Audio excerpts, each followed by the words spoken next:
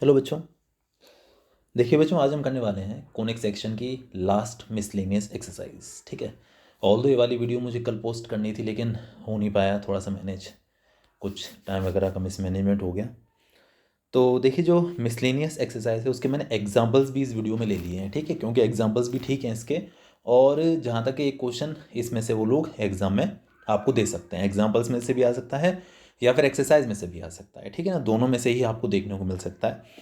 तो देखिए, जो अपना पहला वाला एग्जाम्पल है, एग्जाम्पल नंबर 17 जो है, तो ये क्या स्टेट कर रहा है, ज़रा इसके बारे में बात कर ले। देखिए, फॉर्मूलाज आपको पता होने ज़रूरी हैं कि किस काइंड का पैराबोला, उसकी इक्वेशन क्या थी, है ना, या इलिप्स की जो है हमारी इक्वेशन क्या थी। तो वो चीज़ आपको क्लियर होना ज़रूरी है, क्योंकि उन इक्वेशन पे ही बेस्ड यहाँ पर हम लोग डेटा यूज़ करने वाले हैं। तो अगर वो इक्वेशंस याद नहीं है तो हमें वैल्यू का सब्सटीट्यूशन हो नहीं पाएगा और उसके अकॉर्डिंग आप इन क्वेश्चंस को नहीं कर पाएंगे। ठीक है ना। देखिए, हमारा पहला वाला क्वेश्चन क्या स्टेट कर रहा है, समझिएगा। Example number 17, the focus of a parabolic mirror as shown in figure 11.33। हमारे पास एक फिगर है, एक हमारे पास एक पैराबोलिक मिरर है, मतलब मिरर है जो कि पैराबोला की शेप में है। ठीक है। Is eight a distance of 5 centimetre from its vertex. अब उन्होंने क्या बोला कि जो मिरर है यहाँ पर उन्होंने बोला हुआ है द फोकस, इसका जो फोकस है वो इसके वर्टेक्स है। देखिए, ये हमारा वर्टेक्स है और ये हमारा फोकस है। ठीक है। तो इन दोनों के बीच की जो डिस्टेंस है उन्होंने बोली हुई कितनी है, वो 5 सेंटीमीटर। जो फोकस है वो वर्टेक्स से 5 सेंटीमीटर की डिस्टेंस पर है। और आपको याद होगा कि वर्टेक्स से लेकर फोकस तक की डिस्टेंस को हम लोग ए कहते हैं। तो ए इज इक्वल टू हमारे पास 5 है, तो इनडायरेक्टली हमें ए पता चल चुका है, वो हमारा है 5। ठीक है, ये एक चीज़ तो हमको पता चल गई। अब उन्होंने क्या बोला, if the mirror is 45 centimetre deep, यानी कि यहाँ से लेकर यहाँ तक की जो टोटल डिस्टेंस है ये, ठीक है, ये हमारे पास 45 सेंटीमीटर है। ए हमारे पास हो गया 5, चलिए बहुत अच्छी बात है। और ये जो डेप्थ है पूरी यहाँ से लेकर यहाँ तक, ये हमारे पास 45 सेंटीमीटर है। अब उन्होंने क्या बोला कि find the distance A B, आपको ए बी पता करना है। जैसे कई बार इस मिरर का डायमीटर भी कह देते हैं, पैराबोला का डायमीटर भी कह देते हैं। ठीक है, तो आपको ए बी पता करना है। ठीक है, बिल्कुल पता कर लेंगे, समझने की कोशिश करिए। देखिए, हमारे पास ये जो पैराबोला है, आप देख सकते हैं कि एक्स एक्सिस की डायरेक्शन में इसका माउथ ओपन है। तो आपको याद होगा इसकी जो स्टैंडर्ड इक्वेशन थी वो थी y square is equal to 4ax, ये तो था। अभी हमने डिस्कस किया कि हमें यहाँ पर ए की वैल्यू पता है और ए हमारा क्या है यहाँ पर 5। ठीक है, तो हम यहाँ पर ए के प्लेस पर 5 डाल देते हैं, तो हमें मिलेगा y square is equal to 4 × 5 × x। हमने ए के प्लेस पर यहाँ पर 5 सब्सटीट्यूट कर दिया, तो आपको मिल जाएगा y square is equal to 20x। ये हमारे पास y square is equal to 20x हमको मिल गया। इसमें मेरे ख्याल से कोई डाउट नहीं है, बहुत अच्छी बात। अब देखिए, हम क्या करते हैं, हम एक काम कर लेते हैं। देखिए, जैसे ये पॉइंट ए है, तो ए के कोऑर्डिनेट्स की अगर हम लोग बात करें, ठीक है, यहाँ से यहाँ तक हमें ये लेंथ नहीं पता, तो मान लीजिए एक्स है, और नहीं नहीं, ये तो हमको पता है, सॉरी, ये डिस्टेंस तो हमको, अच्छा मैं इक्वेशन मेरी हट गई, ये आया था y square is equal to 20x। ठीक है, चलिए बहुत अच्छी बात। देखिए, एक्स की वैल्यू हमारे पास 45 है, वाई हमको नहीं पता। ठीक है, एक्स की वैल्यू 45 है, वाई हमको, भाई ये 45 है ना यहाँ से यहाँ तक, मतलब ये 45 है, ये डिस्टेंस डेप्थ हमको 45 दी हुई है। वाई हमको, ये डिस्टेंस हमको नहीं पता। देखिए, किसी पॉइंट के कोऑर्डिनेट्स आप कैसे निकालते हैं, जैसे हम ए पॉइंट के कोऑर्डिनेट्स निकालना चाहें तो इधर कितना चले फिर इधर कितना चले, इस तरीके से हम इसके कोऑर्डिनेट्स पता करते हैं। तो अब क्या है, एक्स पे तो चले 45 और वाई पे कितना चले हमें नहीं पता, तो हम इसके कोऑर्डिनेट्स मान लेते हैं, ये जो ए पॉइंट आपको दिख रहा है, हम इसके कोऑर्डिनेट्स मान लेते हैं 45, वाई। एक्स का तो हमको पता है, वाई का हमको नहीं पता। अब क्योंकि ये जो पॉइंट ए है ये पैराबोला के ऊपर लाई कर रहा है, पैराबोला के ऊपर प्रेजेंट है, यही बात हम पहले भी डिस्कस कर चुके हैं कि कोई भी पॉइंट अगर किसी लाइन पर या किसी कर्व पर लाई करता है तो वो उसको सेटिस्फाई करता है। तो आप इस इक्वेशन के अंदर एक्स के प्लेस पर 45 और वाई के प्लेस पर वाई लिख सकते हैं। ठीक है, वाई मैंने ये डिस्टेंस मान ली है, ऐसा कोई ज़रूरी नहीं आप इसको वाई माने, आप इसे कुछ और भी मान सकते हैं। ठीक है, तो आप इस इक्वेशन में x के प्लेस पर 45 डाल दीजिए, y को y रहने दीजिए। कोई और अगर मानना चाहे, मान लीजिए आप इसको m मान लीजिए, ऐसा भी कर सकते हैं। तो आप x के प्लेस पर 45, y के प्लेस पर m डाल दीजिएगा।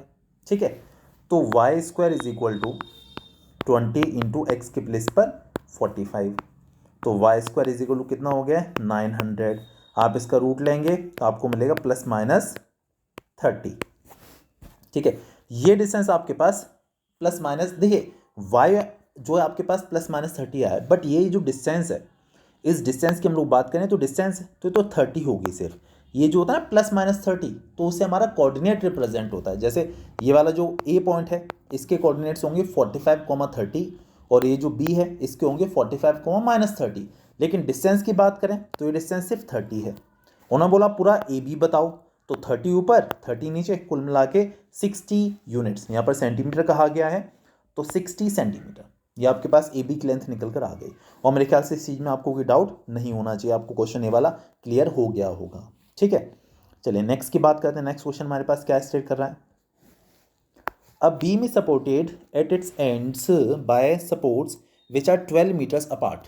ठीक है, एक बीम है, एक बीम लाइक एक स्ट्रेट रॉड जैसी कोई बीम है ना। A beam is supported at its end by supports which are 12 metre apart, 12 metres apart. यहाँ पर जो सपोर्ट लगे हुए हैं इसकी बीम के एंड पर, वो कितने डिस्टेंस पर हैं, 12 metre. Since the load is concentrated at its centre there, जी हाँ देखिए ये डायग्राम है हमारे पास, there is a deflection of 3 centimetre at the centre. अब उन्होंने क्या बोला कि देखिए यहाँ पर क्या है कि एक बीम थी, और यहाँ पर क्या हुआ कि दो सपोर्ट यहाँ पर लगे हुए हैं जिनकी बीच की डिस्टेंस 12 मीटर है। अब उन्होंने बोला कि यहाँ पर बीच में एक लोड लटका दिया, बीचों बीच, सेंटर बीचों बीच इस बीम के, ये बीम कोई रॉड टाइप हो सकती है, इसके बीचों बीच उन्होंने एक लोड लटका दिया, उससे इस बीम में 3 सेंटीमीटर का डिफ्लेक्शन आ गया। मतलब ये जो बीम थी ऐसे स्ट्रेट थी ना, तो बीच में झुक गई कितना, 3 सेंटीमीटर। आप देख सकते हैं, तो ओबियस सी बात है। देखिए जैसे आप एक रबर बैंड का एग्जांपल लीजिए, आप रबर बैंड को अपने दोनों फिंगर्स में जो है फंसा लीजिए, 2 फिंगर्स में फंसा लीजिए, ठीक है, और उसे बीच में से स्ट्रेच करिए, तो उसकी शेप कैसे बनती है, पैराबोला ही तो बनती है, कोई रबर बैंड अगर आप लेते हैं तो उसी तरीके से यहाँ पर जो बीम है वो नीचे तरफ झुक गई, तो इसकी शेप कैसे बन जाएगी, पैराबोला बन जाएगी। अगर आप बीच में से इसको जो है डिफ्लेक्ट करेंगे, खींचेंगे, तो इसकी शेप पैराबोला बन जाएगी। और इसमें कितने सेंटीमीटर का डिफ्लेक्शन आ गया है, 3 सेंटीमीटर का। 3 सेंटीमीटर नीचे उसका जो सेंटर पॉइंट है वो चला गया। ठीक है, how far from the centre is deflection 1 centimetre. इस कंडीशन में अगर आप इस बीम का डिफ्लेक्शन 1 सेंटीमीटर लेके चलें, देखिए यहाँ तो 3 सेंटीमीटर है, 1 सेंटीमीटर या तो यहाँ कहीं होगा या फिर यहाँ कहीं होगा। ठीक है, इधर भी होगा और इधर भी होगा। अब उन्होंने बोला है कि जो 1 सेंटीमीटर का डिफ्लेक्शन है, सेंटर से इसकी डिस्टेंस बताइए, है ना। मतलब ये वाली डिस्टेंस आपको पता करनी है, ये आपको 1 सेंटीमीटर दिया हुआ है, बिल्कुल पता करेंगे। देखिए पहले तो इसकी जो शक्ल देखिए, आप देख पा रहे होंगे ये वाला पैराबोला है, ओपनिंग अप पैराबोला, और इसकी इक्वेशन आपको याद होगी, इसकी इक्वेशन थी x² = 4ay। ये तो इसकी इक्वेशन थी। मेरे ख्याल से कोई ऐसा डाउट वाली बात इसमें बिल्कुल भी नहीं है, समझ में आ गई होगी बात अच्छे से कि x² = 4ay काइंड का हमारा पैराबोला है। ठीक है, चलिए बहुत अच्छी बात है। इसके बाद देखिए हम थोड़ी ऐसा डिस्कस करते हैं कि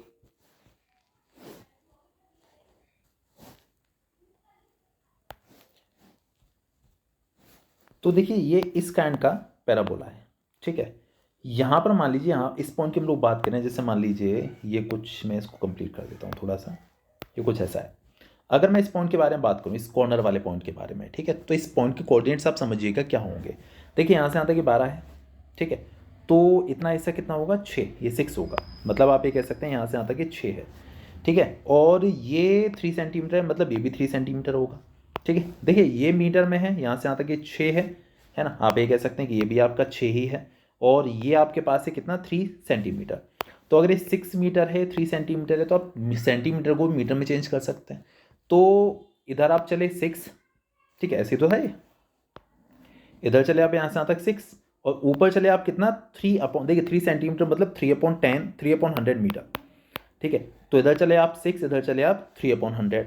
तो इस कॉर्नर वाले पॉइंट्स के जो कोऑर्डिनेट्स होंगे वो होंगे 6, 3/100। मेरे ख्याल से इसमें कोई डाउट वाली बात नहीं होनी चाहिए। अच्छा, अब देखिए अभी हमने डिस्कस किया था कि इस पैराबोला की जो स्टैंडर्ड इक्वेशन होगी वो होगी x² = 4ay। ठीक है, अब इस कॉर्नर पॉइंट्स को हमने क्या पता कर लिया, कॉर्नर वाले पॉइंट के कोऑर्डिनेट्स हमने क्या निकाल लिए, 6, 3/100। तो आप इस इक्वेशन में क्या, 6, 3/100, क्योंकि ये पॉइंट पैराबोला पर प्रेजेंट है, तो ये जो पॉइंट है इस पैराबोला को सेटिस्फाई करेगा। तो आप इस इक्वेशन के अंदर x के प्लेस पर 6 और y के प्लेस पर 3/100 सब्स्टिट्यूट कर सकते हैं। ठीक है, एक्स के प्लेस पर 6 और वाई के प्लेस पर 3/100। देखिए यहाँ पर क्या हुआ है, 6² is equal to 4a into 3/100। यहाँ से एक्स की वैल्यू निकाल ली, 6 का स्क्वायर हुआ 36, 4a इंटू 3/100, 4 से हमारा कैंसिल आउट हो जाएगा 25 टाइम्स, तो यह आ जाएगा 36 इंटू 25/3। 3 से हमारा 12 टाइम्स कैंसिल हो गया, 12 इंटू 25 आप कर दीजिए तो आपको मिल जाएगा कितना, 300। तो ए हमारे पास 300 आ गया, ए 300 आ गया। अब ए की वैल्यू अब वापस से आप इस इक्वेशन में डाल दिया करिए। आपके पास इक्वेशन ये थी ना, x² is equal to 4ay। ए की वैल्यू 300 आप वापस इसके अंदर डाल दीजिए, तो आपको क्या मिलेगा, x² is equal to 4 into 300, तो 4 इंटू 300 मतलब 1200y। ठीक है, ये आ गया हमारे पास। अच्छा अब देखिएगा, अब उन्होंने क्या बोला कि आपको वो पॉइंट पता करना है ना, मतलब उन्होंने क्या बोला कि ये डिफ्लेक्शन आपको जैसे उन्होंने बोला डिफ्लेक्शन अगर 1 सेंटीमीटर है तो इस केस में इसकी वैल्यू क्या होगी। ठीक है, देखिए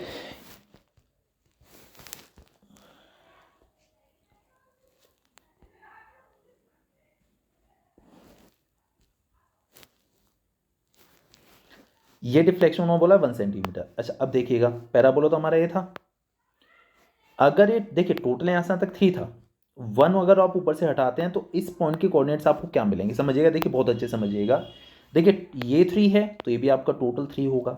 ठीक है, टोटल 3 होगा। 1 अगर आप ऊपर से हटाते हैं तो नीचे वाली डिस्टेंस आपके पास कितनी होगी, 2। अब आप किसी पॉइंट के कोऑर्डिनेट्स कैसे निकालते हैं, आप एक्स पे कितना चले फिर वाई पे कितना चले। देखिए ये कुछ ऐसा है, आप इधर कितना चले, अभी हमने पता किया था 6, क्योंकि टोटल 12 था तो ये 6 है। और यहाँ से यहाँ तक बी तक आने के लिए कितना चले, 2 ही तो चले, 2 सेंटीमीटर। तो अगर मीटर में चेंज करते हैं तो 2/100 मीटर हो गया। तो इधर ये डिस्टेंस आपको पता करनी है। ओह सॉरी, मैंने इसको शायद से 6 बोल दिया था। हाँ मैंने 6 बोल दिया था। देखिए तो मैं आपको वापस से रिकॉल करता हूँ। देखिए 6 तो यहाँ से यहाँ तक पूरा था, ये कॉर्नर तक। हमें पता करना है कि ये जो ये जैसे ये बीम थी, बीम थोड़ा सा नीचे झुक गई, इसका जो सेंटर वाला डिफ्लेक्शन था 3 सेंटीमीटर था।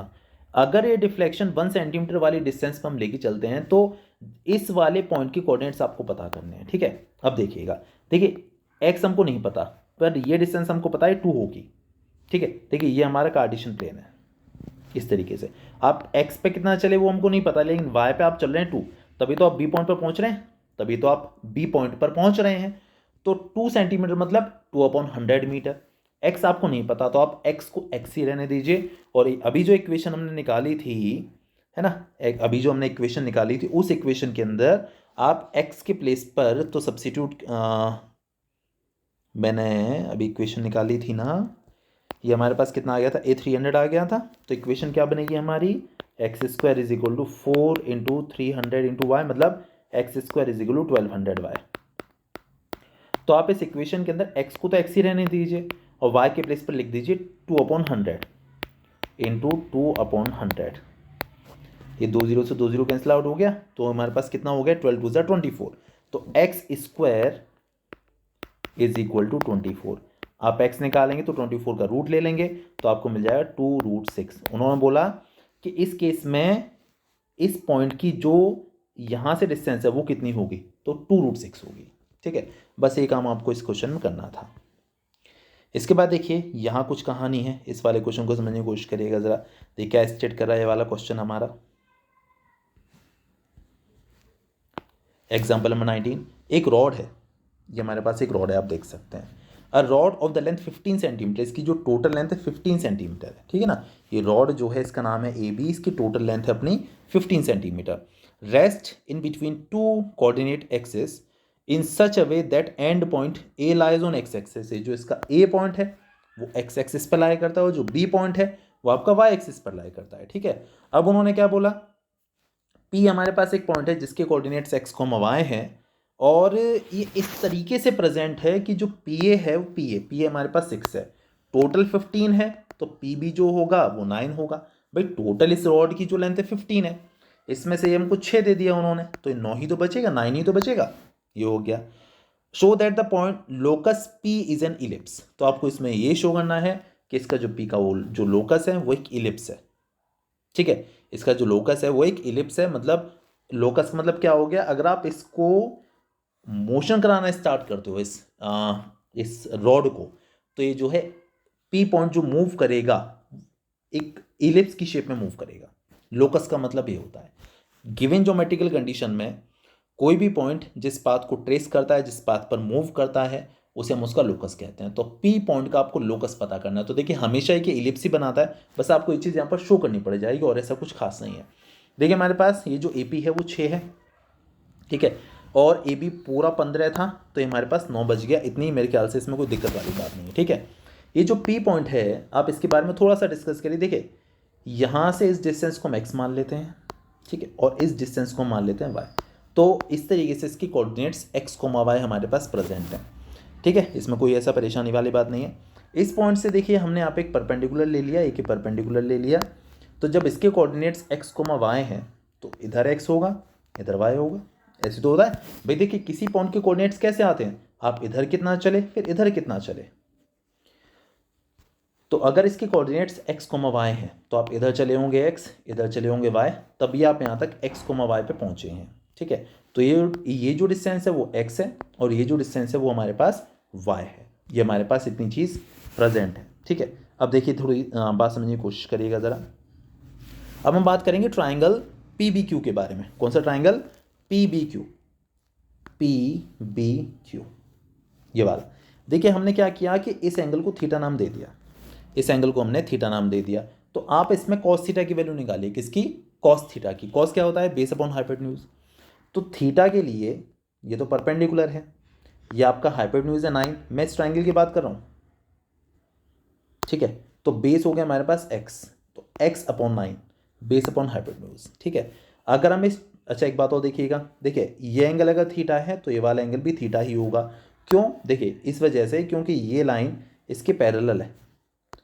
तो अगर ये दो लाइन पैरेलल होती हैं, ये ट्रांसवर्सल होता है, तो ये वाला एंगल जो होता है वो इस एंगल के बराबर होता है, करस्पॉन्डिंग एंगल्स। तो अगर ये एंगल थीटा है तो ये वाला एंगल भी आपका थीटा ही होगा, ठीक है। तो कॉस थीटा हो गया था हमारे पास क्या? x upon 9। ये जो छोटा सा ट्राइंगल है पी आर ए जो जिसका नाम है, आप इसमें साइन थीटा लगा दीजिए। साइन होता है परपेंडिकुलर अपॉन हाइपोटेन्यूज।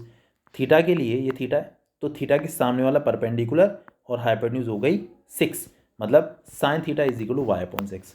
अब आपको एक फॉर्मूला याद है, कौन सा? Sine square theta plus cos square theta is equal to 1, या फिर cos square theta plus sine square theta is equal to 1। 9th class से याद करते चले आ रहे हैं हम इसको। अब कॉस थीटा की वैल्यू हमारे पास x अपॉन 9 है, तो x अपॉन 9 का स्क्वायर। साइन थीटा की वैल्यू y अपॉन 6 है, तो y अपॉन 6 का स्क्वायर इज इक्वल टू 1। इसका अगर आप स्क्वायर करते हैं तो एक्स स्क्वायर अपॉन 81, इसका स्क्वायर करते हैं तो y square upon 36 is equal to 1। और आप देख सकते हैं ये हमारी इलिप्स की इक्वेशन है, क्योंकि इलिप्स की इक्वेशन हमारे पास थी x square upon a square plus y square upon b square is equal to 1, और यही आपको इसमें शो करना था। तो अब याद रखिएगा, अगर ऐसा केस कभी भी आ जाता है तो इस पॉइंट का जो लोकस होता है, ठीक है, लोकस का मतलब क्या हुआ कि आप इस पॉइंट को कितना भी रोटेट कराने की कोशिश करिए, मूव कराने की कोशिश करिए, तो जिस पाथ पर वो मूव करेगा वो आपका लोकस कहलाता है। तो इसका लोकस हमेशा हमेशा एक इलिप्स बनेगा। ये बात आपको याद रखनी है, भूलनी नहीं है बिल्कुल भी, ठीक है। चलिए इसके बाद देखिए हम लोग अपनी एक्सरसाइज के बारे में ज़रा बात कर लेते हैं, समझने की कोशिश करिएगा। मैंने पूरे 8 क्वेश्चन ही हैं और मैंने सारे सॉल्व किए हुए हैं, ठीक है। पहला सवाल क्या स्टेट कर रहा है? If a parabolic reflector is 20 centimetre in diameter. एक पैराबोलिक रिफ्लेक्टर है जो कि लाइट को रिफ्लेक्ट करता है, वो 20 सेंटीमीटर है डायमीटर में, and that is 5 centimetre deep. उसकी डेप्थ भी हमको दी हुई है, आपको उसका फोकस पता करना है, ठीक है। देखिए ये क्या हुआ, मैंने देखिए एक पैराबोलिक रिफ्लेक्टर है, ठीक है। उन्होंने क्या बोला कि इसका जो डायमीटर है वो 20 सेंटीमीटर है और इसकी जो डेप्थ है वो 5 सेंटीमीटर है, ठीक है। देखिए उन्होंने कुछ हमको बोला नहीं था कि इसकी शेप कैसी है, ओपनिंग अप है, ओपनिंग डाउन है, ओपनिंग राइट है, ओपनिंग लेफ्ट है। तो मैंने एक ऐसे ही इसको बना लिया, ठीक है, ऐसे ही इसको मैंने बना लिया, जो कि ओपनिंग राइट हमने बना दिया है। आपको याद होगा ये एक्स एक्सिस है, ये एक्स डैश है, ये वाई है, ये वाई डैश है। तो इसका जो माउथ ओपन है वो एक्स की पॉजिटिव डायरेक्शन में इसका माउथ ओपन है, तो इसकी जनरल इक्वेशन होगी y square is equal to 4ax, ठीक है। अब समझिएगा, देखिए इसका पूरा जो डायमीटर यहाँ से लेकर यहाँ तक वो 20 है, तो इसका सेमी डायमीटर मतलब यहाँ से यहाँ तक की डिस्टेंस कितनी होगी? 10 होगी। अब आप देखिए किसी पॉइंट के कोऑर्डिनेट्स कैसे निकालते हैं, आप x पे कितना चले फिर y पे कितना चले, ये तो होता है। तो आप इधर चले 5 क्योंकि उन्होंने इसकी डेप्थ हमको 5 दी हुई है, और ये 10, तो इस पॉइंट के कोऑर्डिनेट, ये जो कॉर्नर वाला पॉइंट है इसके कोऑर्डिनेट्स होंगे हमारे 5,10। अब इस पैराबोला की अगर हम लोग बात करते हैं तो आप इसमें x के प्लेस पर 5 y के प्लेस पर 10 लिख सकते हैं। तो y के प्लेस पर लिखा 10, x के प्लेस पर लिखा 5, और यहाँ से हमने a की वैल्यू निकाल ली, 4 5 20, इधर डिवाइड किया, ये 10 का स्क्वायर 100 हो गया, 100/20 मतलब 5 आ गया, a आ गया। अब उन्होंने क्या बोला था हमको कि आपको पता करना है कि इसके फोकस के कोऑर्डिनेट्स क्या होंगे, ठीक है। तो देखिए आपको याद होगा कि इस वाले केस में जो फोकस के कोऑर्डिनेट्स होते हैं वो a,0 होते हैं। ऐसे तो होता था कि आप जैसे ऐसा है ये कुछ पैराबोला, आप इधर कितना चले a डिस्टेंस, तो इसकी कोऑर्डिनेट्स a,0 होते थे। तो हमारे पास a की वैल्यू कितनी निकल कर आ गई 5 आ गई, तो फोकस के कोऑर्डिनेट्स होंगे 5,0। भाई 100/20 किया 5, तो फोकस के कोऑर्डिनेट्स 5,0, और ये हमारा आंसर हो गया। ठीक है, मेरे ख्याल से कुछ कोई कन्फ्यूजन तो नहीं होना चाहिए, ठीक है। इसके बाद देखिए अपना सेकंड क्वेश्चन क्या स्टेट कर रहा है। An arc is in the form of a parabola with its axis vertical. एक आर्क है जो कि पैराबोला की शेप में है और उसकी एक्सिस जो है वर्टिकल है। देखिए जैसे अभी हमने बात की थी, ये वाला पैराबोला जो हमने बनाया था इसकी एक्सिस हॉरिजॉन्टल है, लेकिन उन्होंने बोला है कि अब जो पैराबोला हमारे पास है उसकी एक्सिस वर्टिकल है, ठीक है ना। मतलब ये कुछ ऐसा पैराबोला हो सकता है या फिर ऐसा भी हो सकता है, ठीक है, ऐसा पैराबोला हो सकता है।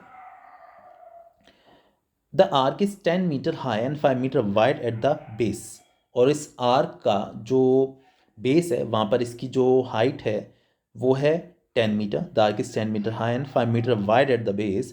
How wide is 2 metre from the vertex of the parabola. How wide is it 2 metre from the vertex of the parabola. तो उन्हें क्या बोला कि वर्टेक्स ऑफ द पैराबोला से अगर हम 2 मीटर डिस्टेंस की बात करें तो वहाँ पर कितना वाइड है, how wide is the parabola from the vertex at a distance of 2 metre. देखिए हम समझाता हूँ सवाल आपको क्या कह रहा है।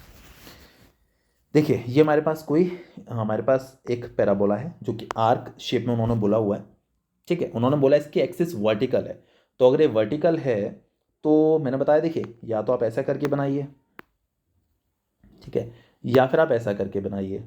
उन्होंने हमको ये नहीं बोला कि किस साइड को ओपनिंग है इसकी, ऐसा कुछ नहीं बोला है, तो आंसर दोनों से निकल कर आएगा, ठीक है ना।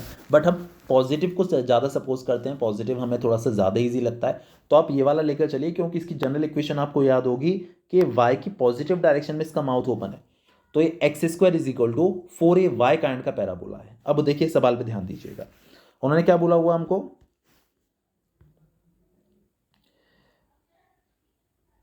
The arch is 10 metre high and 5 metre wide at the base. देखिए ये इसकी जो टोटल हाइट है, देखिए अगर आप इसे ऐसे रख रहे हैं तो ये इसकी हाइट है, ठीक है, 10 मीटर है, और इसकी यहाँ पर जो चौड़ाई है इस जगह पर ये 5 मीटर है, ठीक है, 5 metre wide at the base पर इसकी जो मोटाई है चौड़ाई है वो 5 मीटर है। अब उन्होंने क्या बोला कि अगर हम 2 मीटर हाइट की बात करें तो 2 मीटर हाइट पर इसकी विड्थ कितनी होगी। अगर आप इसके वर्टेक्स से 2 मीटर ऊपर जाते हैं तो यहाँ पर इसकी ये चौड़ाई कितनी होगी, हमसे ये क्वेश्चन पूछा गया है, ठीक है। अब समझने की कोशिश करिए। देखिए हमेशा से ऐसे करते हैं, आप इस कॉर्नर के कोऑर्डिनेट्स निकालिए, इस कॉर्नर के कैसे निकालेंगे, आप इधर कितना चले और इधर कितना चले, ऐसे होता है ना।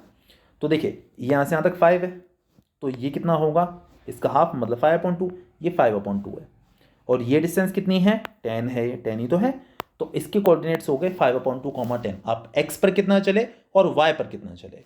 अब इस काइंड के पैराबोला की जो जनरल इक्वेशन होती है वो होती है x² is equal to 4ay। x के प्लेस पर 5/2 लिखिए और y के प्लेस पर 10 लिखिए। इस इक्वेशन के अंदर x के प्लेस पर 5/2 मतलब 25/4, 4a और y के प्लेस पर 10। यहाँ से आप a की वैल्यू निकाल लीजिए, ठीक है, 4 इसके नीचे आएगा, 10 इसके नीचे आएगा, तो 25/4 इंटू, देखिए 4 10 40 लिख दिया मैंने यहाँ पर, आप देख सकते हैं। इसे सॉल्व किया तो a की वैल्यू 5/32 आ गई। अब a की जो वैल्यू आई है 5/32 वो आप वापस यहाँ पर लिख दीजिए, तो उससे क्या होता है कि आपको इसकी इक्वेशन पता चल जाती है। तो x² is equal to 4 into 5/32 into y, ठीक है, 4 से हमारे कैंसिल हो गया 8 टाइम्स, तो x square is equal to 5/8y, ये हमारे पास आ गया। अब देखिए आप बात समझिएगा, ये डिस्टेंस उन्होंने हमको 2 दे रखी है और हमसे पूछ रहे हैं इसकी चौड़ाई बता दो भाई, विड्थ कितनी होगी। ठीक है, मतलब y वाली डिस्टेंस आपके पास है, आप x वाली देखिए, आप एक काम करिए, आप इस वाले पॉइंट के कोऑर्डिनेट्स पता करने की कोशिश करिए। तो यहाँ पर x पे कितना चल रहे हैं वो हमको नहीं पता, लेकिन y पर चल रहे हैं 2। देखिए ऐसे तो होता है, आप इधर कितना गए फिर इधर कितना है, तो ये हमें नहीं पता, पर ये डिस्टेंस 2 है, ये 2 ही तो है, आप देख सकते हैं। ठीक है, तो ये डिस्टेंस x है और ये डिस्टेंस 2 है, तो इसके जो कोऑर्डिनेट्स हैं वो होंगे 2 कॉमा नहीं रहने y2 होगा, x हमको नहीं पता, तो आप x को x ही रहने दीजिए भाई, x हमको नहीं पता, y2 है ना, ऐसा ही तो है। तो आप इस इक्वेशन के अंदर x को x ही रहने दीजिए, y के प्लेस पर 2 डाल दीजिए, 2 से हमारा 4 टाइम्स कैंसिल, तो 5/4 आ गया। आप x निकालेंगे तो इसका रूट हो जाएगा 5 का रूट 5, नीचे हो गया हमारे पास 2। ठीक है, √5/2, ये हमारे पास x आ गया। आप इधर कितना चले, √5/2, इधर कितना चले 2। तो देखिए आप x पे कितना चले, √5/2 चले ना, आपकी टोटल विड्थ कितनी हो गई है, सिर्फ इस साइड वाली √5/2 है, तो टोटल कितनी होगी, आप डबल कर देंगे, तो √5/2 का अगर आप डबल करते हैं तो आपको क्या कितना मिल जाएगा, सिर्फ √5। ये हमारे पास इसकी विड्थ निकल कर आ गई, और मेरे ख्याल से इसमें कोई डाउट नहीं होना चाहिए। ठीक है, ये क्वेश्चन आपका क्लियर हो गया होगा। इसके बाद देखिए जो अगला वाला सवाल है वो थोड़ा समझने वाला है, थोड़ा सा ध्यान दीजिएगा अच्छे से। The cable of a uniformly loaded suspension bridge, एक सस्पेंशन ब्रिज है।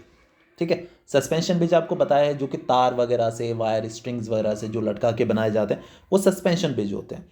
उसकी जो केबल है, ठीक है ना, the cable of the uniformly loaded suspension bridge Hanks in the form of parabola, उसकी जो केबल है वो पैराबोला की शेप में टंगी हुई है। देखिए ऐसा होता है ना, ब्रिज ऐसा होता है और यहाँ पर जो ये लटकाई जाती है पैराबोला की शेप में इस तरीके से टंगी हुई है। ऐसे तो होता है सस्पेंशन ब्रिज, है ना, नीचे से एक रोड होती है और ऊपर से केबल ऐसे घुमा के लगाई जाती है, तो केबल उसकी पैराबोला की शेप में टंगी हुई है। The roadway which is horizontal and 100 metre long is supported by vertical wires attached to the cable. अब ये जो केबल है यहाँ पर कई सारे वायर्स इस तरीके से लगाए गए हैं, इस तरीके से लगाए गए हैं। ठीक है ना, अब जो रोड इसके नीचे बनी हुई थी इस केबल के नीचे, ये हमारे पास 100 metre wide, 100 metre long, sorry 100 metre long road है। The longest wire being 30 metre. अच्छा अब देखिए ये केबल है ना, यहाँ पर कई सारे वायर्स इस तरीके से लगाए जाएंगे, तो लॉन्गेस्ट वायर कौन सा होगा, ये जो इसके बीचों बीच लगेगा, ये तो है, और इसके नीचे यहाँ पर एक रोड है, इस तरीके से यहाँ पर जो है ये सबसे बड़ा इसका वायर होगा। ठीक है, the longest wire being 30 metre and the shortest is 6 metre. Find the height, find the length of the supporting wire attached to the roadway 18 metre from the middle.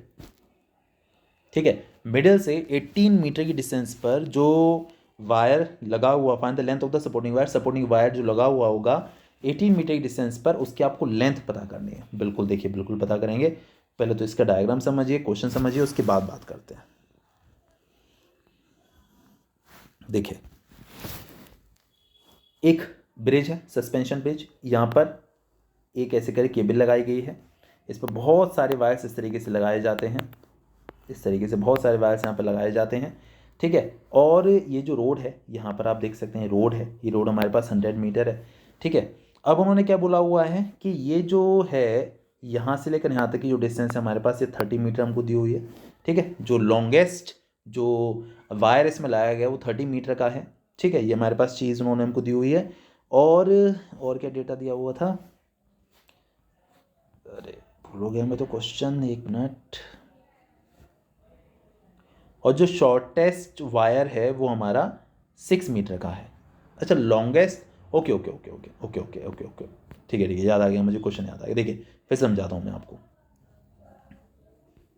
देखिए ये हमारे पास हो गई, इस पे ध्यान मत दीजिए, अभी मैं आपको वो समझाने की कोशिश करता हूँ। देखिए ये हमारे पास हो गई हमारा ये रोड।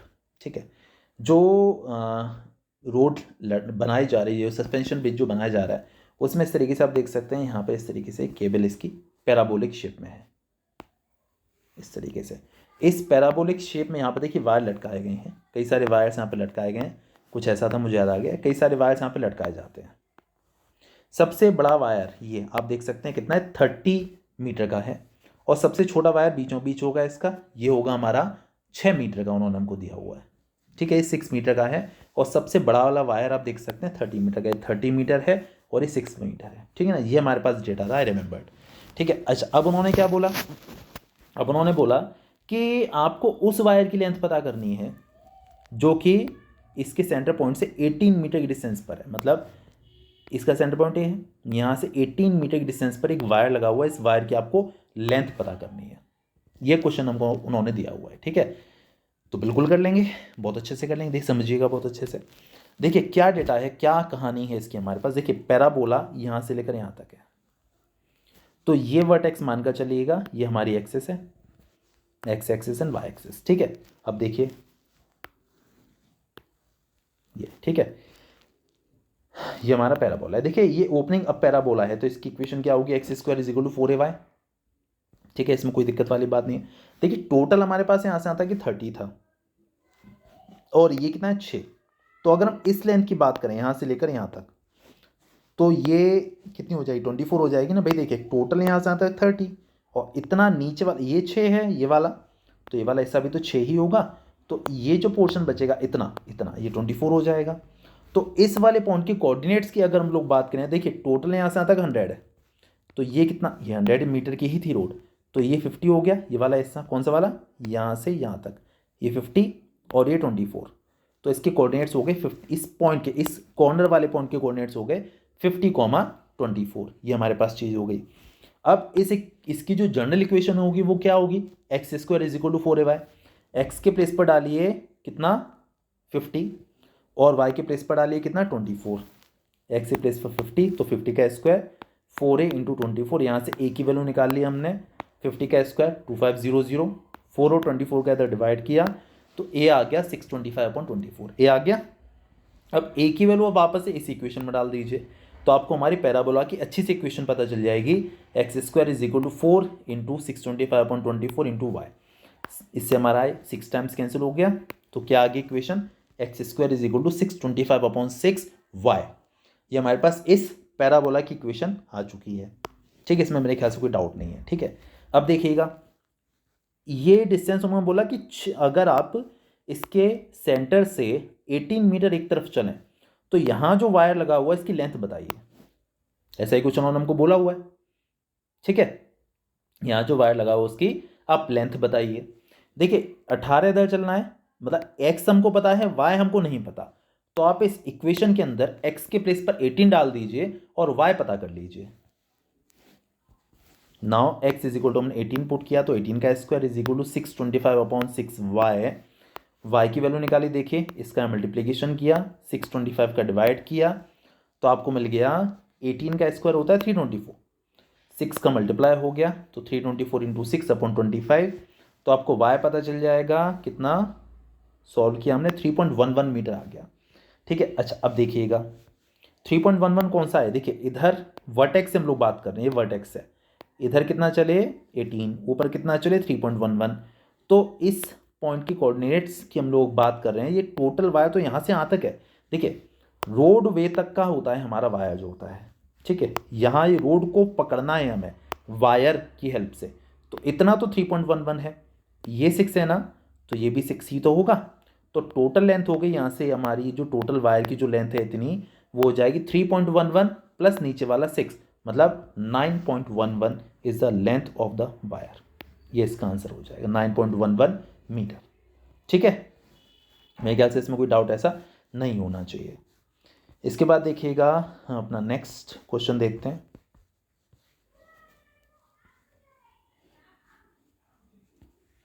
क्या स्टेट कर रहा है, an arc is in the form of a semi ellipse, एक आर्क है जो कि सेमी इलिप्स की फॉर्म में है, ठीक है ना, सेमी इलिप्स की फॉर्म में है, it is 8 metre wide and 2 metre high at the centre, centre पर इसकी जो हाइट है वो 2 मीटर है और 8 मीटर उसकी विड्थ है, find the height of the arch at the point 1.5 metre from the end, अगर आप एंड से 1.5 मीटर की डिस्टेंस पर लेते हैं तो उसकी आपको हाइट पता करनी है। देखिए डायग्राम से आपको समझाता हूँ,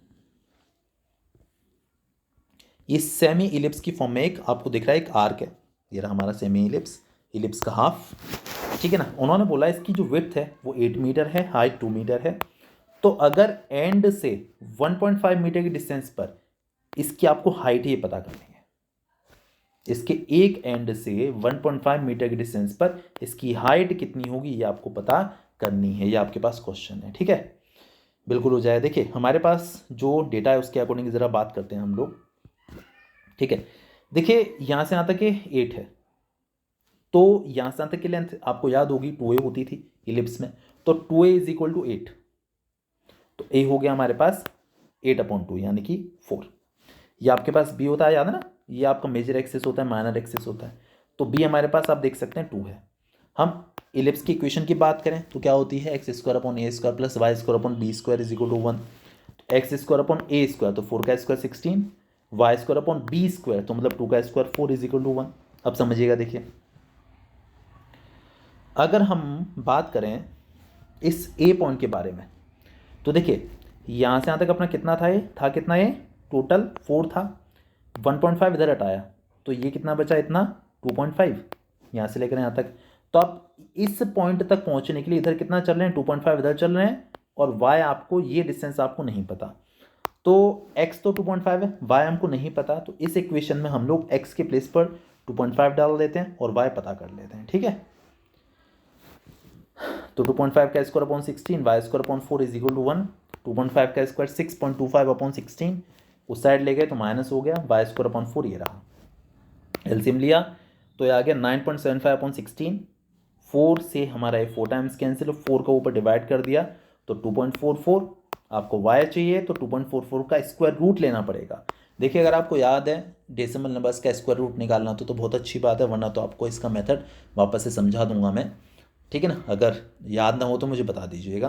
तो इसका रूट लिया तो 1.56 मीटर आ गया, ठीक है। तो उन्होंने हमसे क्या बोला था, उन्होंने हमसे बोला था कि एक एंड से 1.5 मीटर की डिस्टेंस पर, इसके एंड से कितना, 1.5 मीटर की डिस्टेंस पर, देखिए इधर से 1.5 हुआ तो इधर से कितना हो गया 2.5।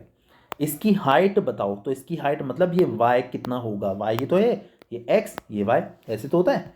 तो y हमारे पास कितना निकल कर आया, इसका y निकल कर आया, आप देख सकते हैं 1.56 मीटर उसकी उस पॉइंट पर उसकी हाइट होगी, ठीक है। तो मेरे ख्याल से कोई इसमें भी डाउट नहीं होना चाहिए। इसके बाद देखिए 5th क्वेश्चन के बारे में बात करते हैं।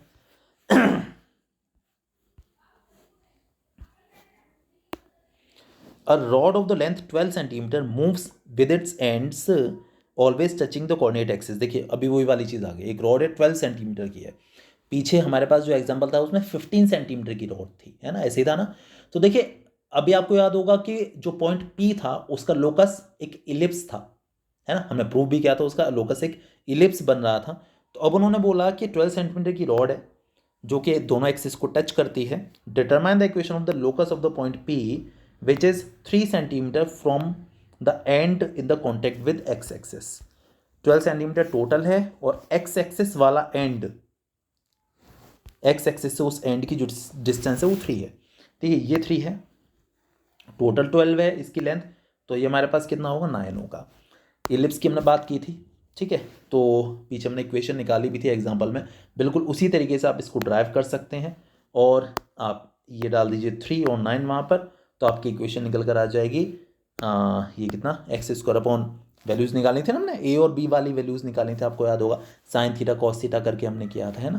तो x² upon 81 plus y² upon 9 is equal to 1, same method है जैसे हमने पीछे किया हुआ था। आपको याद होगा हमने क्या किया था कि इसके कोऑर्डिनेट्स हमारे पास x, y थे, ये परपेंडिकुलर्स हमने बनाए थे, ये थीटा था, ये थीटा था, फिर इसमें हमने कॉस थीटा लगाया था, इसमें हमने साइन थीटा लगाया था, और cos square theta plus sine square theta is equal to 1 किया था, है ना। तो बस वही यहाँ पर कंडीशन हमने अप्लाई कर दी और हमें इलिप्स की इक्वेशन मिल गई, ठीक है।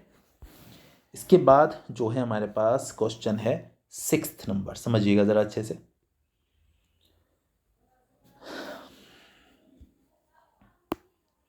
Find the area of the triangle formed by the line joining the vertex of the parabola x² is equal to 12y to the ends of the lattice rectum। देखिए उन्होंने क्या बोला कि एक पैराबोला है, x² is equal to 12y kind का है, तो मतलब ये ओपनिंग अप पैराबोला है, इसका एक लेटिस रेक्टम है, ठीक है। तो find the area of the triangle form by lines joining the vertex of the parabola, vertex है, to the end of the latus rectum. देखिए लेटस रेक्टम ये होता है जो फोकस से जाती है लाइन, तो इसके एंड और इनको आपस में ज्वाइन करके एक ट्राइंगल बनाया है, आप देख सकते हैं ट्राइंगल बन गया। इस ट्राइंगल का आपको एरिया पता करना है, ठीक है। पैराबोला की इक्वेशन है x square is equal to 12y।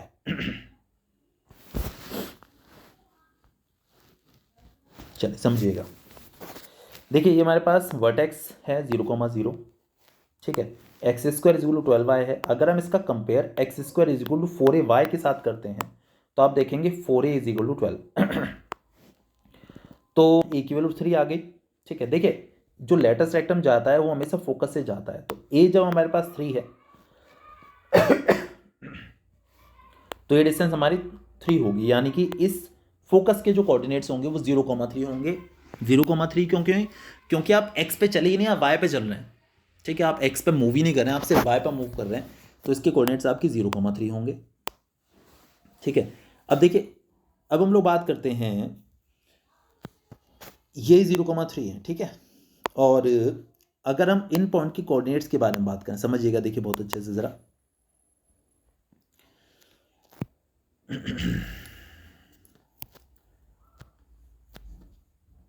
आप ऐसा कर लीजिए, कैसा कि ये हमारे पास कंडीशन हो गई, ठीक है।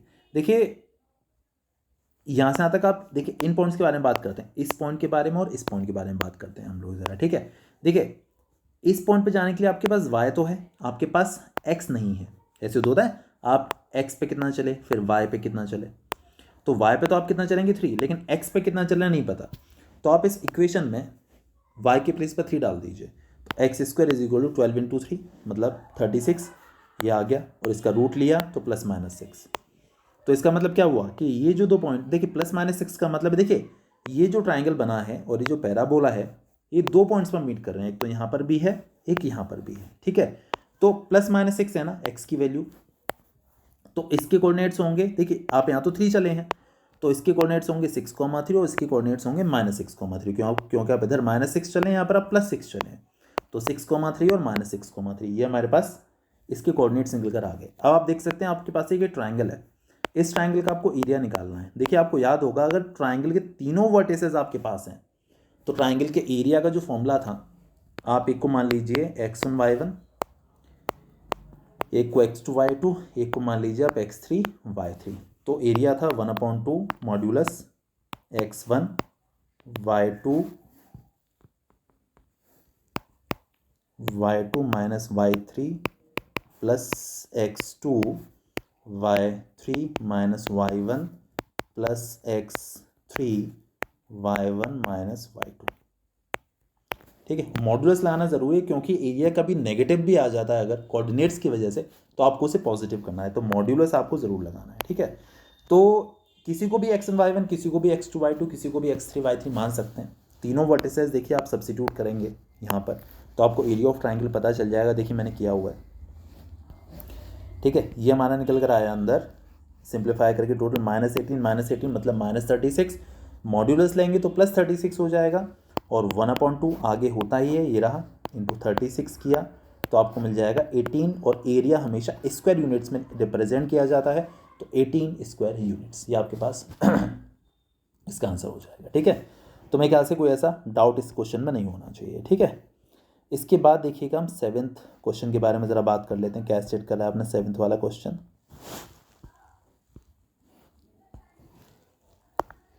A man running a race course notes that some of the distances from the two flag posts from him is always 10 metre. एक आदमी है वो एक रेस कोर्स पर जो है रन कर रहा है, और वो देखता है कि उस रेस कोर्स के मिड में कहीं 2 फ्लैग पोस्ट हैं, उसकी उन दोनों से उस पर्सन से जो डिस्टेंस है उसका सम हमेशा 10 है। देखिए मैं आपको एक चीज़ बताऊँ, आपने फिजिक्स में केपलर्स लॉ हो सकता है पढ़े हुए हों, तो केपलर ने बताया था कि जो अर्थ होती है वो हमेशा जो है सन के चारों तरफ एक इलिप्टिकल पाथ पर मूव करती है, और एक फैक्ट होता है क्या कि इलिप्स में एक फैक्ट होता है कि आप इलिप्स की पाथ पर जब मूव कर रहे हैं तो किसी पॉइंट पे हो आप, मान लीजिए ये है, ये वाला पॉइंट, ये वाला कोई भी पॉइंट है, तो इस जैसे ये वाला पॉइंट है, ठीक है, तो ये डिस्टेंस और ये डिस्टेंस, मतलब फोकस से उस पॉइंट की डिस्टेंस का सम हमेशा कांस्टेंट रहेगा। जितना सम यहाँ आएगा उतना ही, मान लीजिए आप यहाँ पर है तो ये सम भी उतना ही होगा। फोकस से उस पॉइंट की जो डिस्टेंसेज हैं उनका सम हमेशा कांस्टेंट होता है, ठीक है।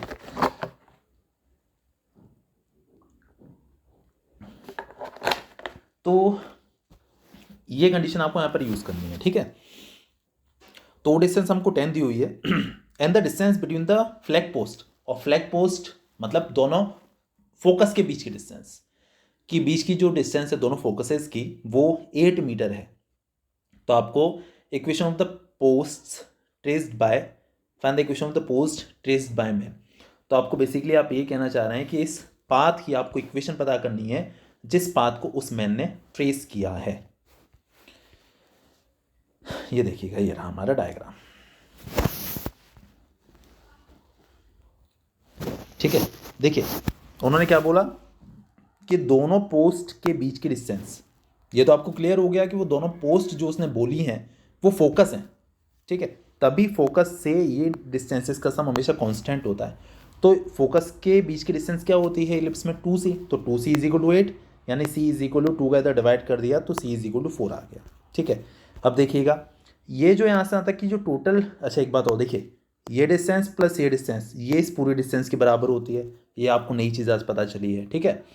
तो जो टोटल डिस्टेंस 10 है तो यहाँ से आता कि भी ये 10 ही होगा। और आपको याद होगा कि मेजर एक्सिस जो होती है ये वाली, इसकी लेंथ 2a होती है, तो 2a इज इक्वल टू 10, तो a हमारे पास 5 आ गया, a आ गया, c आ गया, तो अब b निकाल सकते हैं। आपको रिलेशन याद होगा a square is equal to b square plus c square, तो मतलब 5 का square 25 is equal to b square, हमें नहीं पता, c हमारे पास 4 है तो 4 का स्क्वायर 16।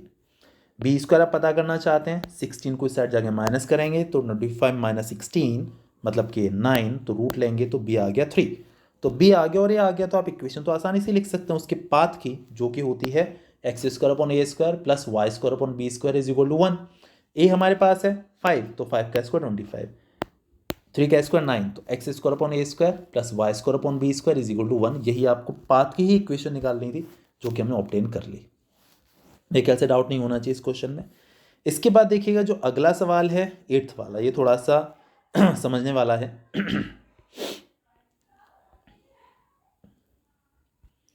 क्या कह रहे हैं, an equilateral triangle is inscribed in the parabola y square is equal to 4ax, y square is equal to 4ax, ऐसा वाला पैराबोला होता है। इसके अंदर एक इक्विलेटरल ट्राइंगल को इंस्क्राइब किया गया है where one vertex is at the vertex of the parabola. ऐसा एक इक्विलेटरल ट्राइंगल बना है जिसका एक वर्टेक्स पैराबोला के वर्टेक्स पर है। वर्टेक्स का मतलब होता है कॉर्नर, तो ट्राइंगल का एक कॉर्नर पैराबोला के वर्टेक्स पर है। Find the length of the side of the triangle, आपको इसकी साइड की लेंथ पता करनी है। देखिए ट्राइंगल इक्विलेटरल है तो तीनों साइड ही सेम लेंथ की होंगी, तो आपको वो लेंथ पता करनी है, ठीक है। चलिए इसका सॉल्यूशन देखते हैं क्या है हमारा।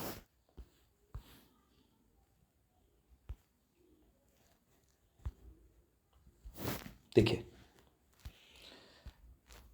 ये हमारे पास पैराबोला की इक्वेशन है, y square is equal to 4ax kind का पैराबोला होता है, ठीक है।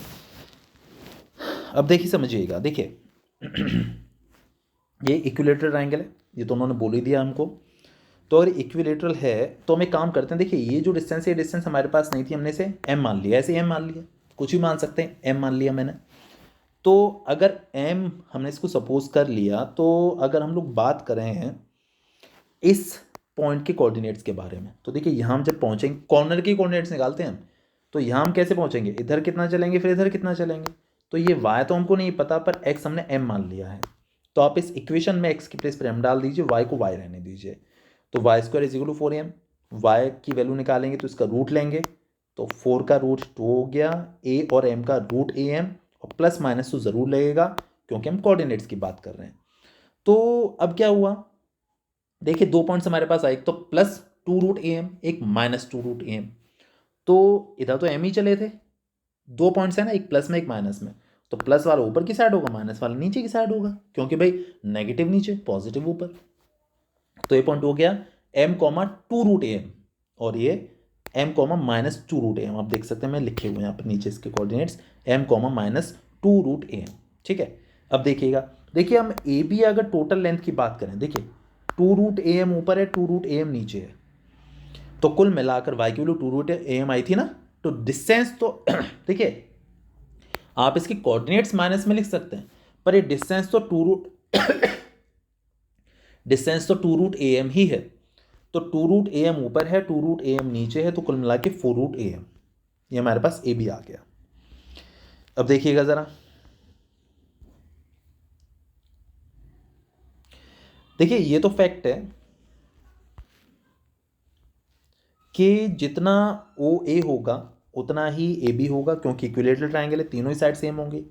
तो हमने ओ ए की लेंथ निकाली डिस्टेंस फॉर्मूला से। देखिए डिस्टेंस फॉर्मूला आपको याद होगा, √x2 - x1 का whole square plus y2 - y1 का होल स्क्वायर। देखिए भाई हमने किया है यहाँ पर √x2 - x1, तो एक पॉइंट है 0,0 और दूसरा ओरिजिन वाला इधर है ना, ये वाला, और ये हमारे पास है इन दोनों के बीच की डिस्टेंस, तो m - 0 का स्क्वायर तो m स्क्वायर, इसमें से इसको माइनस किया तो -2√am आएगा, उसका स्क्वायर करेंगे तो -2 का स्क्वायर 4, और यहाँ से रूट हट जाएगा am, ठीक है, इज इक्वल टू हमने क्या किया, इस वाली डिस्टेंस को इसके को लगा दिया, तो ये डिस्टेंस आ गई, ये रही, और ये डिस्टेंस कितनी थी हमारी, अभी हमने निकाली थी 4√am, ठीक है, ये हमने इतना काम कर लिया।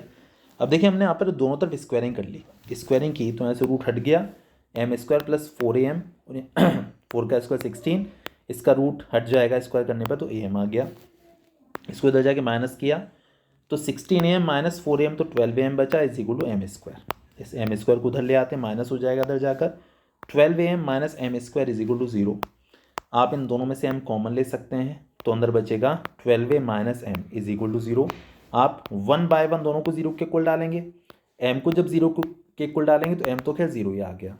जब आप 12a - m को 0 के इक्वल डालेंगे तो यहाँ से आपको m की वैल्यू मिल जाएगी 12a,